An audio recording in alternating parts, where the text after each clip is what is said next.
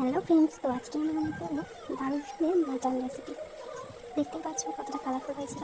প্রথমে মাটনটাকে ভালোভাবে ম্যারিনেট করে নিতে হবে। পেঁয়াজ, লঙ্কা, হলুদ গুঁড়ো, লঙ্কা গুঁড়ো, আদা রসুনের পেস্ট, তেল, নুন, দেন কড়াতে তেল দিয়ে পেঁয়াজটাকে ভালোভাবে ভাজা করতে হবে। তার সঙ্গে শুকনো লঙ্কাও ছিল গাইস।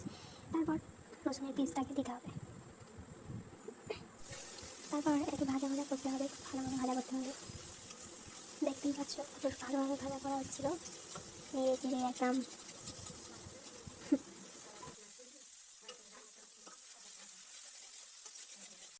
তো দেখতেই পাচ্ছ অনেকক্ষণ ধরে ভাজা হলে একটু তো হলো।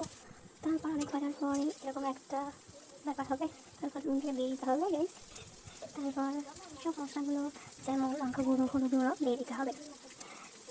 তার সাথে একটু জল দিয়ে ভালোভাবে এটাকে কষাতে হবে। এই মশলাটাকে যত ভালোভাবে কষানো হবে ততই তরকারির টেস্টটাই বাড়বে।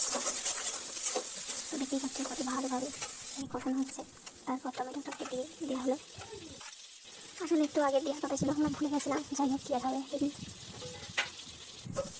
তারপর টমেটোকে ভালোভাবে নাড়াচাড়া করতে হবে, একদম কষিয়ে কষিয়ে নিতে হবে একটু। তারপর আমরা মাটনটাকে ঢেলে দিলাম। দেখতেই পাচ্ছ কষিয়ে নিতে হবে ভালোভাবে। এরকম আমরা সবাই জানি কষানোর উপরেই সব কিছু, রান্নার টেস্ট। ভালোভাবে কষিয়ে নিচ্ছে দেখো, একদম কী আর বলবো। তো দেখতেই পাচ্ছ আমার অনেকক্ষণ ধরে কষানো হয়েছে মাংসটাকে। তাও আরও ভালো করে কষাতেই থাকছি আমরা। দেখতেই পাচ্ছ কতটা কালারফুল দেখাচ্ছে। তো অনেক কষানোর পর এরকম একটা রূপ আসবে গাইস। দেখতেই পাচ্ছ ওটা কত জল ছেড়েছে। এটাকে ভালোভাবে কষাতে হবে। তারপর আমাকে ভাজা আলুটাকে দিয়ে দিলাম, দিয়ে ভালোভাবে নাড়াচাড়া করতে হবে, একদম আর একটু কষাতে হবে। তারপর আমরা এটাকে প্রেশার কুকারে দিই। তো তার আগে একটু কষিয়ে নিচ্ছি। দেখতেই পাচ্ছ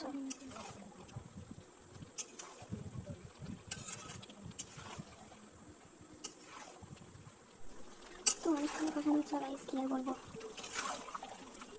তারপর আমরা এটাকে প্রেশার কুকারে দিয়ে দিলাম। তার সাথে হট ওয়াটার অ্যাড করেছিলাম আমি। তারপর আমরা কয়েকটা সিটি মেরে খেতে বসে পড়েছি গাইস, দেখতেই পাচ্ছ।